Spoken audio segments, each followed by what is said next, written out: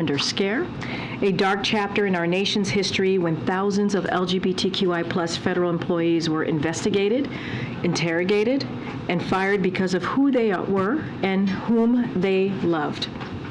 In acknowledgement of this period, President Biden issued the first ever presidential proclamation to remember the Americans affected by this discrimination, honor the courage of those who fought to end this injustice, and celebrate the many important contributions of our nation's LGBTQI+ public servants, including members of our armed forces. I have the great privilege of serving with some of these individuals every day who work here at the White House and across federal agencies on behalf of the American people. Under President Biden, LGBTQI+ leaders are serving at the highest levels of government. We've got the first openly gay Senate-confirmed cabinet, the first openly transgender Americans to be confirmed by United States Senate, and the first open lesbian to serve at the ambassador level as well. Today, this administration joins Americans across the country to honor the lives impacted by the Lavender Scare and renew our commitment to equal rights for all.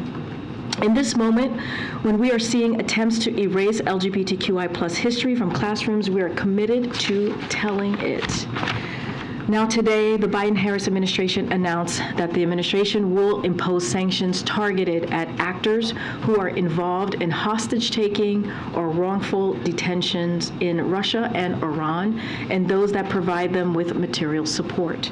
In doing so, the administration is for the first time deploying a new tool that was established under executive order by President Biden to impose severe economic cost on governments and groups that hold hostage or wrongfully detain Americans around the world.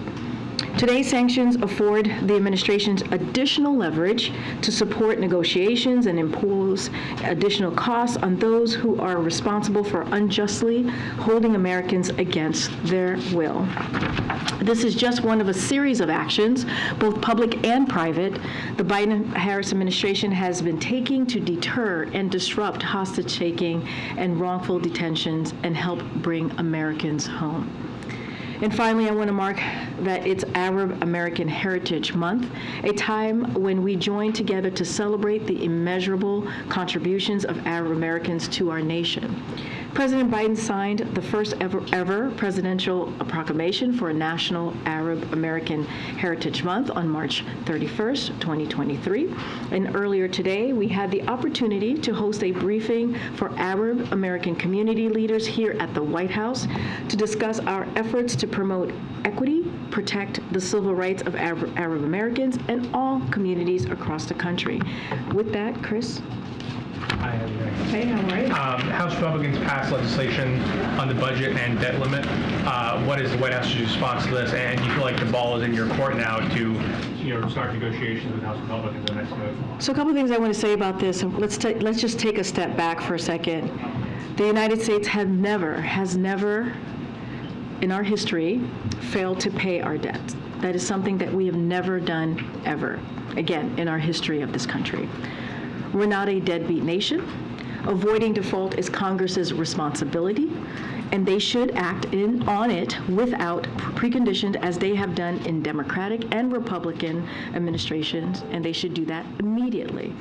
House Republicans are holding our economy hostage and threatening default, crashing the economy, jeopardizing hardworking Americans' retirement, and causing millions of Americans to lose their jobs. As the president said yesterday, he's happy to meet with Speaker McCarthy, but not on whether or not the debt limit gets extended. That is not negotiable, and we have been very clear about this for the past several months. We have not minced words here. House Republicans are holding the economy hostage, threatening Americans' jobs and retirement savings unless we and the Senate agree on an extreme MAGA wish list of slashing education, veterans' health care, and Meals on Wheels, taking away health care from millions of Americans, and sending manufacturing jobs overseas. It'll increase costs of working families, as I've talked about before from here at this podium, and what this bill will do. It'll kill jobs, and it's all to pay for tax cuts for the super rich and profitable companies. It's not how we grow our economy. The president has been very clear how he sees our economy moving forward. He has actually put forth pieces of legislation and policy on how he sees the economy moving forward. And it's not trickle-down economics. It is building the economy from the bottom up, middle out, and making sure we leave no Americans behind. We leave no one behind. And what we're seeing from what Republicans have put forward, it will leave people behind. It will hurt Americans, including veterans, including our seniors, just Americans across the board. So, again, we took a step back. We are not negotiating on this. We have been very clear. It is their constitutional duty to take action. So another question on the issue of screening within the military for extremism and other issues. Is the White House satisfied that the Pentagon is doing a good enough job screening for these kinds of issues, given what we're seeing come out of the classified leaker case? The president has confidence in the Department of Defense, so yes. Even that things are making it through the cracks? Look, as we know, there is a DOJ investigation that's looking into it as you're speaking to leaks, so certainly don't want to get ahead of that. They're going to do their investigation, and they're going to do what is needed moving forward. But again, the president has confidence in the Department of Defense. Last thing, the administration announced new centers to process migrants in Colombia and Guatemala. Can the administration promise that these centers will uphold all humanitarian obligations and access to legal counsel for people who are seeking asylum in the United States? So as you all know, the Department of State, the State Department, and also DHS made an announcement, had a press conference earlier today. It's on YouTube. It was live stream. So if any of you have questions or want to hear exactly what the secretary said, both secretaries said, so I would refer you to that. More broadly, on your question on processing centers, I would say the regional processing center at the State Department and the DHS that they announced today will reduce unlawful migrant and cut out the smugglers. That is our focus. That is what we want to see happen. They reflect the president's approach on immigration, which is working closely with our partners to manage the challenge that we're seeing seeing together, not just us. We're seeing this in the Western Hemisphere, as we have talked about. These centers will be opening up in several countries, including Colombia and Guatemala, as you just mentioned, Chris. We expect to announce additional countries soon.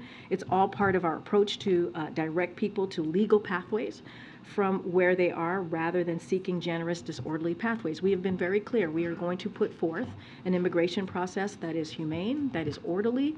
That is the goal that we have set forward. That is how we want to move forward in that process and do it very differently than it was done in the last administration. So there will be access to legal counsel for people at these centers? I would refer you to DHS and the State Department on the specifics on that, because they will have all of the pieces to your question there. But what I want to say is we want to make sure that it is done in a humane way. That is the president's. That has been the president's basically sense of how immigration reform is going to move in an orderly fashion, and that's what we have done. That's what we have done from day one. Okay. Thanks, Karine. The nation's biggest business lobbying group, the U.S. Chamber of Commerce, is now directly calling on the administration to sit down and negotiate on the debt limit, saying the administration is to sit with congressional leaders, not delay to find a path to raise the debt ceiling and address runaway deficits. Will the president sit down with Speaker McCarthy, at least right now, on the budget, as he said he would yesterday? So, been very clear. Been very, very clear on this. Again, not mincing words here. What we have seen, they've put together is an agenda, an extreme MAGA wish list that basically says they're connecting the two, right? They're saying to the Senate, they're saying to the president that we have to go with this agenda in its full form. And the president has said really clearly, when it comes to the debt ceiling, they cannot allow this to happen. This is the Republicans in the House. They cannot allow this to happen. It is their constitutional duty to do so. I've gotten this question that you've asked me many different ways. I've answered it the same way. I don't have anything new to say. They should not allow any default. They should not allow our economy to be held hostage here. But Republicans in the House have now passed a bill that would prevent a default. So at what point does it have to, that doesn't mean anything. It has to be a clean bill before the president will sit down and We have said very clearly, they need to deal with what's at stake here, what's at hand, which is our economy, which is making sure that we do not default. We have never been a deadbeat nation, and this is not the time to do that. And this is their constitutional, this is something that they're supposed to be doing. that they have done. I read through this with Democratic and Republican presidents. This is their basic constitutional duty to do. And so we've been very clear on this. Just following up on the economy, First Republic is seemingly in trouble. There's growing concern that the bank isn't going to make it because the cost of their lending is higher than the cost of what they're taking in. Can you give us an update on how the administration is thinking about this situation at this regional bank after bailing out SVB and Signature earlier and guaranteeing those deposits? Is that something that you feel is going to be necessary for First Republic? And what would be the argument against doing that? So we're continuing, Andre, we're continuing to monitor the situation. A couple of things is that the Financial Stability Oversight Council, including Secretary Yellen, Chair Powell, and all the bank regulators recently agreed, and this is a quote, "The U.S. banking system remains sound and resilient." So we've taken, as you know, over the past, in the early 10 days or 2 weeks or so, took decisive and forceful actions to give Americans confidence that their deposits are safe and to give banks access to liquidity. Since our administration took those actions, we have seen deposits stabilize at regional banks. That is something that we've seen in the data. As the President and Secretary Yellen and Chair Powell have said, we have used important tools to quickly stabilize the banking system. We could use those tools again if needed. Certainly we are monitoring the situation. I just don't have anything to preview from here. Let me just follow up on that. So you said the deposits have stabilized, but the deposits have not stabilized at First Republic. They've seen a massive outflow of funding. I mean, walk me through your argument or what differentiates SVB from First Republic? Why help one set of depositors but not another? Yeah, and so more broadly across the regional banks, we have seen a stabilization. So just want to be really clear in the deposits. That is something, again, that came from Secretary Yellen, Chair Powell. Those are statements that they made, the Financial Stability Oversight Council, right? So just want to be very clear more broadly. As it relates to this particular First Republic, we are monitoring the situation. I just laid out the actions that we have taken in the past, especially those really critical first couple of days in the last situation. And so we know what we can do. We know what's in the tool belt, the tools that we have in front of us to use. We're going to monitor the situation, and I will leave it to the experts to decide on when to take action. But again, we have proven how we have moved really quickly in taking decisive and forceful actions in the past, and I could assure you that you'll see that again from this administration. And just one on Sudan. Do you have any update for us on evacuations and any efforts to extend the ceasefire there? Thank you. So a couple things that I have on that, so please bear with me, but we wanted to make sure that's out there to all of you. So following intense negotiation, the Sudanese Armed Forces, SAF, and Rapid Support Forces, RSF, agreed to implement, as you all know, a 72-hour nationwide ceasefire starting at midnight on April 24th, which is about 2 days ago. While there was an initial reduction in reports of violence, we are deeply concerned by the increase in ceasefire violations yesterday. We urge the SAF and the RSF to fully uphold and extend the ceasefire. As you heard from the National Security Advisor on Monday, Jake Sullivan, when he was here at this podium, the President has directed his team to help as many Americans as possible. We are working continuously to create options for American citizens to leave Sudan promptly because the situation could deteriorate at any moment, and we are communicating with citizens who have requested information about those options. And again, at the President's direction, we are actively facilitating the departure of American citizens who want to leave Sudan by both air and land. This is something that you heard from the National Security Advisor as well. We have deployed U.S. intelligence, surveillance, and reconnaissance assets to support air and land evacuation routes, which Americans are using. And we are moving naval assets within the region to be pre-positioned to provide any necessary support along the coast. U.S. Africa Command has established a deconfliction cell to facilitate coordination with our allies and partners in this effort. We are also supporting our allies and partners who are including Americans in their evacuation efforts.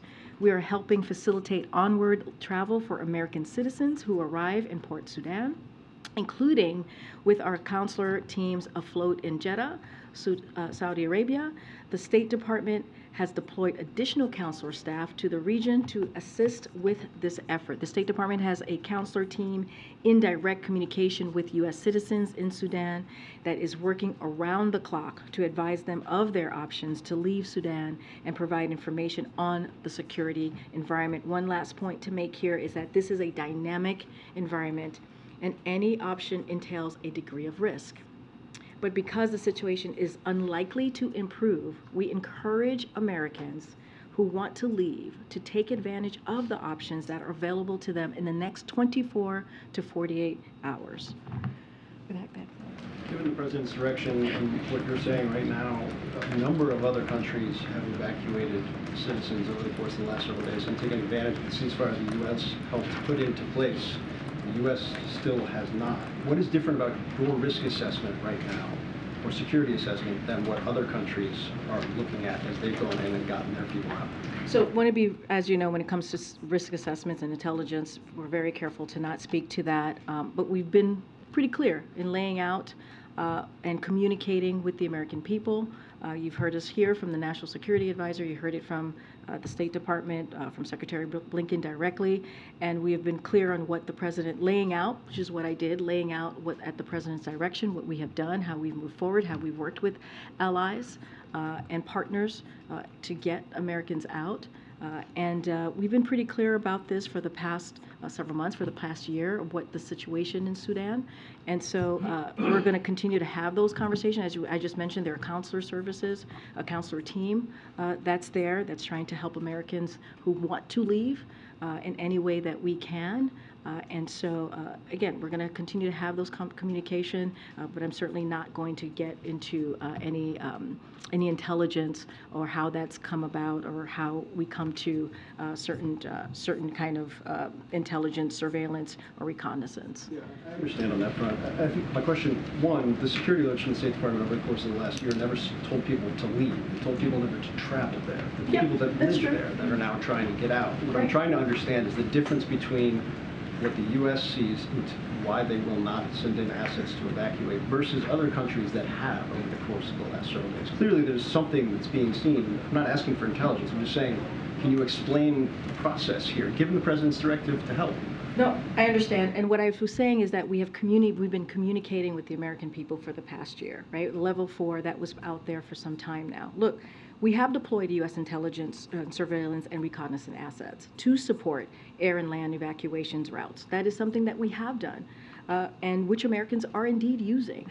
And we are moving naval assets. I remember you asked me that just 2 days ago, and I talked about that within the region to be pre-positioned to provide any necessary support along the coast. That is something that we have done. This is something that Jake Sullivan himself spoke to this on Monday. I'm just not going to go beyond what Jake said. But again, we have provided some, intelligence, surveillance, and reconnaissance assets to support that air and land evacuation routes. But I'm not going to get ahead. Even when Jake was here, he was also very mindful in answering that question. Go ahead. Following up on the question you were asked about the Chamber of Commerce saying the administration should now meet with congressional leaders without delay, the Business Roundtable also said it hoped that the House passage will jumpstart bipartisan negotiations. So are you concerned that the business community will blame the president if he doesn't negotiate and the government defaults? What I've been very clear about and what we're concerned is about what House Republicans are doing and what they are threatening and have been threatening for some time, which is to hold our economy hostage and a potential default, which we have never done. And that is why we're going to continue to say to them, call them out, and say they need to do their constitutional duty. This is their job. This is their job to do. They did it 3 times under the last administration. We've been very clear about this. This is not confusing. This should not be confusing for them. Why are you confident the public will see it that way and lay the blame on them and not on the administration? Well, we've been very clear about what the bill they put forward, that what's in that bill, right? We've talked about it numerous times. The president has talked about it. I talked about it, and we're going to continue to communicate with the American people. When you think about a 22% tax cut, or cut, I should say, to programs that Americans really need, whether it's a veterans program, whether it's Meals on Wheels, whether it's health care, whether it's education. That's what they put forward. That's what Republicans voted on, House Republicans voted on it just yesterday. And so we're going to continue to be very clear on that. And it is their constitutional duty, and they have to make sure that we are not a deadbeat nation. That's what's happening here. We cannot be a deadbeat nation. We have never failed in history to pay our debts. Go ahead. And then I'll come over. Go ahead. It's me. Yes, Thank you. Sebastian. Hello. Sorry, Thank you, Sebastian. Thank you very much. So two questions, all right? Very different. One, Papua New Guinea, the government there says that the president is going to be visiting at the time of his Asia trip. Can you comment on that? We don't have anything to preview on any additional travel. As you know, we announced the G7 and the Quad yesterday, I believe, in a statement from me. But I just don't have anything additional to announce at this time. Okay, and on the debt ceiling, this used to be a kind of theoretical parlor game thing, like what will happen if there's actually a debt cliff and you go over it. Now, it's actually getting closer now.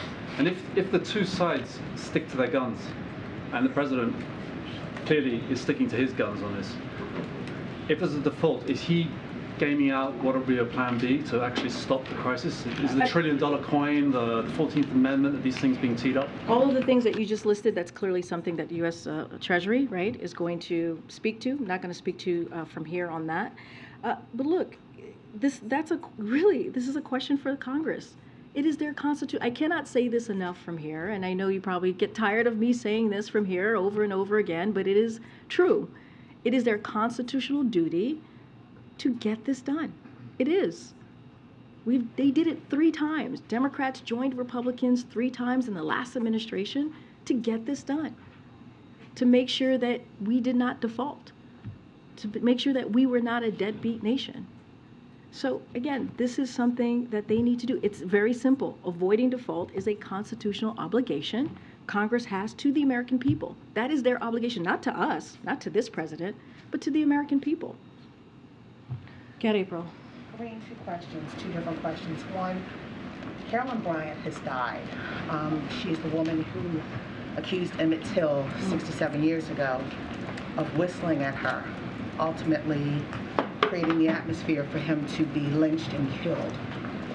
And 67 years after, the president signed into law the first ever anti-lynching act in this nation, federal anti-lynching act. What does this White House say, or the president say, about her death? As there's no justice for Emmett Till's mother now. So the president was very proud to sign the Emmett Till Anti-Lynching Act into law this past spring. As you just mentioned, April, this is something that he was very proud to do. He also hosted, as you know, civil rights leaders for a screening of the film Till at the White House just this past February. At February screening, the president said, quote, "Only with truth comes healing and justice." So the White House has worked hard to honor the legacy of Emmett Till and his mom. We will continue that work alongside the brave leaders across our country, his family, civil rights leaders, continuing the fight against racial hatred. And that's what the American people should know, that the president is committed to dealing with this crisis that we see in front of us and dealing with this racial hatred that we see across the country. And last question. You had the Tennessee 3 here, and we know what happened in Tennessee. Let's go to Montana. The Montana state legislature. It seems similar in a lot of ways, shutting down someone who wants to, a state lawmaker who is in protest of something that they feel is wrong. What do you say to that, and what is the president saying, and what is the White House doing in the midst of seeing now these legislatures shut down people who are doing what democracy speaks of, trying to strengthen it? Well, as you know, when the Tennessee 3, as they're called, was, as you know, was peacefully protesting, and they faced expulsion. Clearly now, the 2 that were expelled are now back serving as state legislators. The president called that un-American when they were expelled, and. And it's unfortunate that we're seeing that. We're seeing this kind of behavior as it relates to Montana more specifically. We're seeing devastating pieces of legislation across the country in state houses aimed at taking away freedoms, aimed at attacking people for who they are, especially our young people. These bills cause families to live in fear. They're creating great uncertainty about how they will receive the care they need, this is specifically to Montana. And again, it is, when you see these types of things, silencing an elected representative in an attempt to suppress their message is a denial of democratic values. It is undemocratic. The Biden-Harris administration continues to stand with transgender and LGBTQI leaders and their families across the country in the face of extreme attacks. And so we'll continue to do that. And then lastly, I want to ask a question because we understand that transgender youth are some of the most vulnerable youth now in this nation. What do you say from that podium as someone in that community, in the LGBTQ+ community, to those young people in Montana and beyond in the midst of this moment? Well, the president has been very clear in his message to the LGBTQI+ community, in particular, as we're seeing these, I believe there's more than 600 bills coming out of state houses across the country. A majority of those bills, or a few hundred of those bills, go after trans community, especially our trans kids and their families. And the president has been very clear in saying we have their backs. We will continue to support them. The president has a history and a record on supporting this community, and he'll continue to do that. I believe I am here, and many of us who are here believe in this president's record, believes in how he wants to move forward to protect people's rights, protects people's freedom, of course, but also let people be who they are and allow them to love who they want. And that is just a basic principle. And also, that is who we are as a country, those freedoms, and just to be yourself. And so that is something that the president's going to continue to say. We have their backs, and I'll just leave it there. Okay. Thank you, Karine. A few on the immigration thing today, and then one other. And I'm asking actually the immigration ones in part on behalf of Spanish-speaking organizations that can't be here today. This intention to expel non-Mexicans back to Mexico. Right now they take about 10,000 under Title 42. But as far as we can tell, Mexico has yet to say publicly that they will continue to take non-Mexicans and that it might exceed the 10,000 or so they're currently taking. Has the U.S. secured a commitment yet from Mexico to take non-Mexicans, and is there any sense of how many they may be willing to take on either a weekly or monthly basis? So more broadly on your question about the deportations in Mexico, we intend to continue this process with Mexico under Title 8. That is our intention, and that's how we're going to move forward. The question on how many, that is something that I would, that is something that CBP is always planning for various different scenarios, and that is something that they do, and don't want to go beyond that.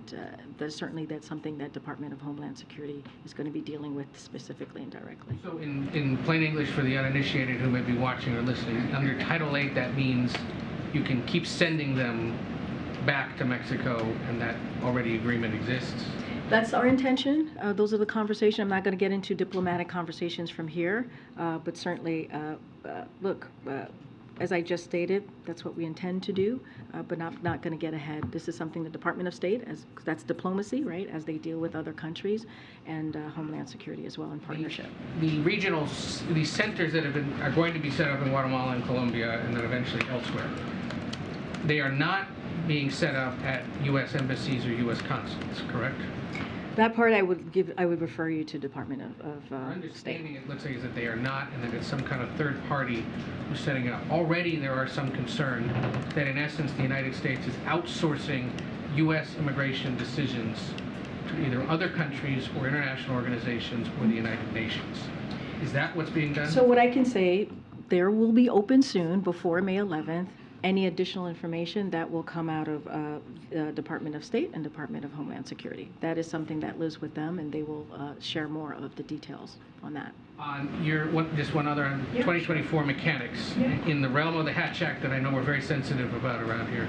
I appreciate that. We know that we now know that Julie Chavez Rodriguez, who's set to be the campaign manager, is still on the White House payroll, doesn't plan to leave until the week of May 15th. We also have learned that there are some senior West Wing officials who plan to, in essence, split their time officially and with the campaign, in keeping with what previous administrations have done.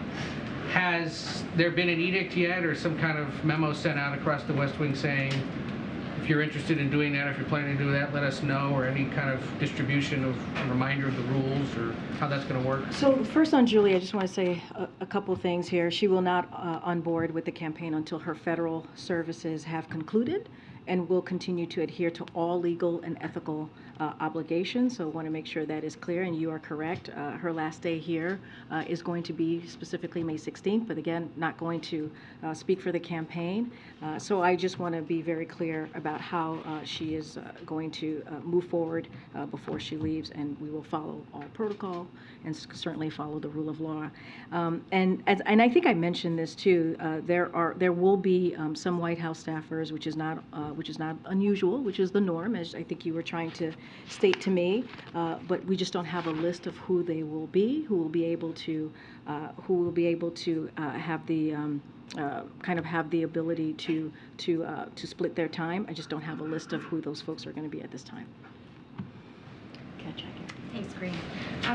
The LA Times said that their reporter did not submit any questions in advance of yesterday's press conference. So to people who saw that pocket card, can you explain how that ended up there and why the president needed something like that? So just to step back, and I'm actually glad you asked that question. Clearly, I would let the reporter for Los Angeles Times speak for herself. It is entirely normal for a president to be briefed on reporters who will be asking questions at a press conference and issues that we expect they might ask about.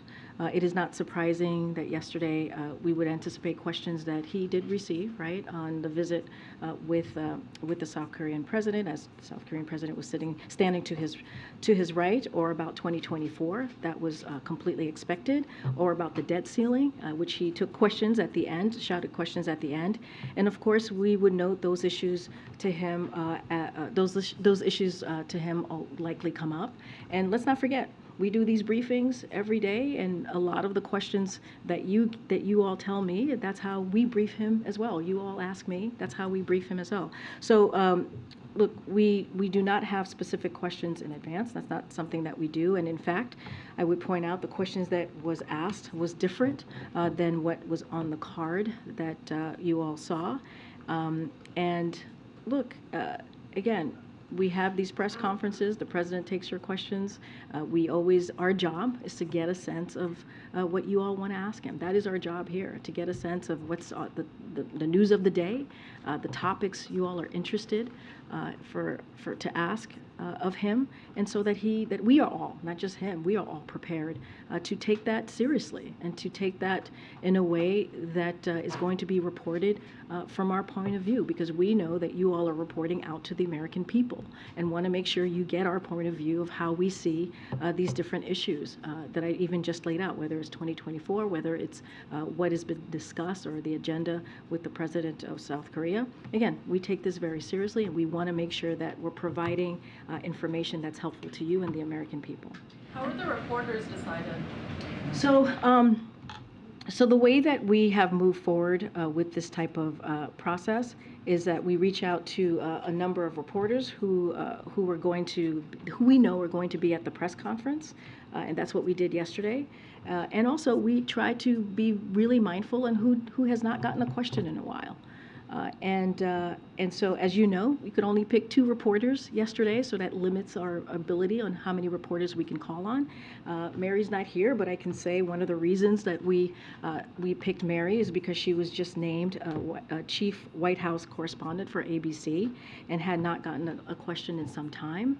And we picked the Los Angeles Times, which has not gotten a question in some time. And I want to add that the fact that California has the largest Korean American population in any state in the country, and LA has the biggest population of any city in America, and LAT is the biggest daily paper serving that population. So we are mindful on who we pick and who we want to communicate out to.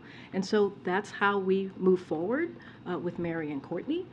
We thought that is pretty reasonable, wanting to, as we have the South Korean president with us during this press conference, because we wanted to also communicate with the Korean American. So that's usually how we move this process forward. I'm sorry. Is it your contention, Karine, I'm not taking call. That the question that was on the so-called cheat sheet was not similar to the question that was asked at the press conference? Your colleague is not done. Go ahead. It's a very reasonable question. No, but I hear you. Can you wait your turn? Thank you. Thank you, John. I appreciate that. I really do. Go ahead. Thank you. Go ahead, John. And just to be clear, to people, skeptics who saw the card and saw the question number 1 and might think that that is a signal that it was pre-organized. Did the president have other questions that he was prepared, had similar talking points in case he was asked something on other topics in that same? Jackie, I'm going to be, as someone who is part of his, of the prep briefing with the president for these press conferences, as his press secretary, we talk about an array of topics that could potentially come up. And that's what we do. Just at the end, there was shouted questions, and he took those shouted questions. But we also had a sense that, hey, you might get something on a debt ceiling, which makes a lot of sense, which is one of the news of the day. So we cover an array of topics. It's not just the 2 Americans who asked questions. It was also the 2 South Korean reporters who asked questions. So we do our best to make sure that the president is ready to communicate with all of you and the American people. So yeah, we covered an array of issues, but of course there are probably the top 5 topics, hot items that you all are interested in, and so that's kind of how we move forward. And the last one, just on that shouted question that he did respond to on the debt ceiling, having heard your response to the questions that were answered already here today, you've had now Democrats saying that Republicans have come to the table, might not like what they came to the table with, but it's time for the dialogue. How long can this posture from the president last before it feels like intellectually dishonest to say, they're holding the economy hostage and not raising the debt ceiling when they did pass a bill to raise the debt ceiling, and the argument's really about the budget cuts, the spending cuts, and not about whether or not the debt ceiling gets raised. So I have to say, Jackie, I disagree with the intellectually dishonest. That is certainly not how we see ourselves here, because we've been very, very clear that they need to deal with the debt ceiling. They need to not default. It is a constitutional duty. And again, this is not to us. This is to the American people. If you think without conditions, unless it's a clean bill, they won't. I mean, I've been very clear. Without conditions, we will not negotiate. There's nothing new there. What you're seeing that the House Republicans have done is they said that unless the president, and I've said this before, this is nothing new that I'm about to say, unless the president and the Senate agree to an extreme MAGA wish list, slashing education, veterans health care, Meals on Wheels, taking away health care from millions of Americans, and sending manufacturing jobs overseas, they're going to default and crash the economy. We've said this over and over and over again and been very clear. The president does not agree with this bill. He believes, and we believe, and the American people deserve this, that they need to do their constitutional duty. They need to do this so that they are not holding the economy, our American economy, hostage. We cannot be a deadbeat nation. We cannot be. No meeting unless it's a clean debt bill. Look, we've been very clear about this. We've been very, very clear. I appreciate the question. Okay, let me just take a question from the back. Well, I just took a bunch of questions on this. I want. You literally just told me you would come back to it. Yeah, you also screamed. You literally just told me. I said wait your turn, but now we're running out of time. Go ahead, Ed. Go ahead, Ed. Go ahead, Ed. I wanted to ask you about the Inflation Reduction Act.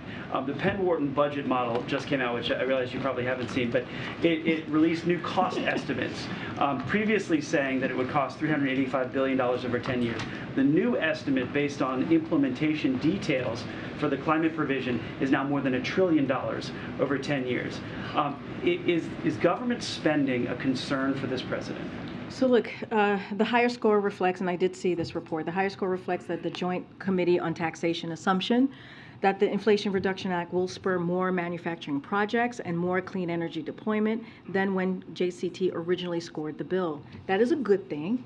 It means more private sector investments, more American manufacturing, more jobs, more secure supply chains, and lower costs for American families thanks to cutting-edge technologies.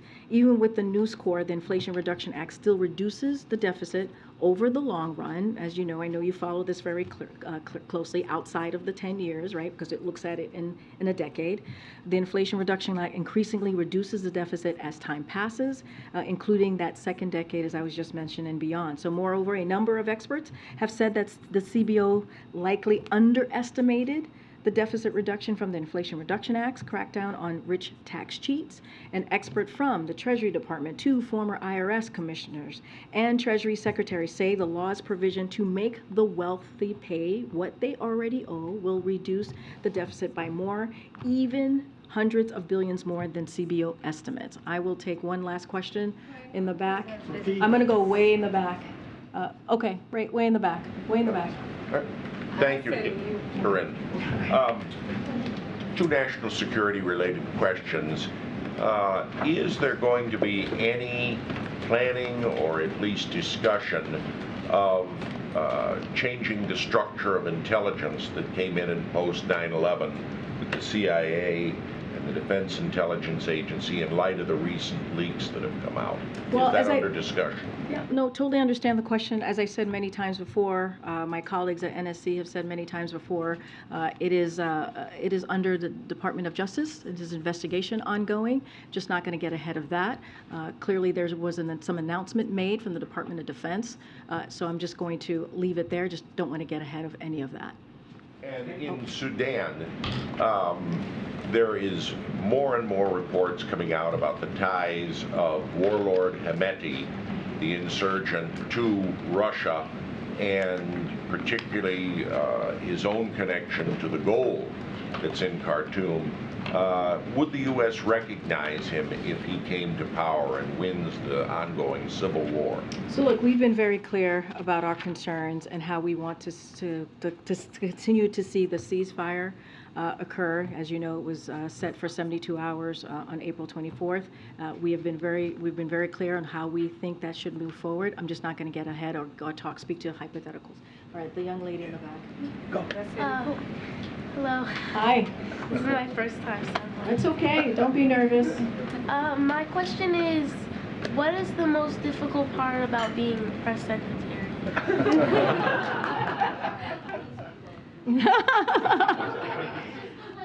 Inspiring to me, maybe I want to be a press secretary. You should definitely be press secretary. Oh my goodness, I love that. I love that me being here inspires you to be press secretary. And I have to say, that is the most beautiful thing that I've heard today. And I'm not going to speak to the negative here. I'm only going to speak to the positive. And who's your parent? Who are you here with? Her. Ah, okay. All right. Well, it's good to see you. Welcome to the briefing room. Hopefully we will see you behind this podium sometime soon. Thank you. All right, everybody. I'll see you Monday. Have a great. See you at the White House Correspondents' Dinner. All right.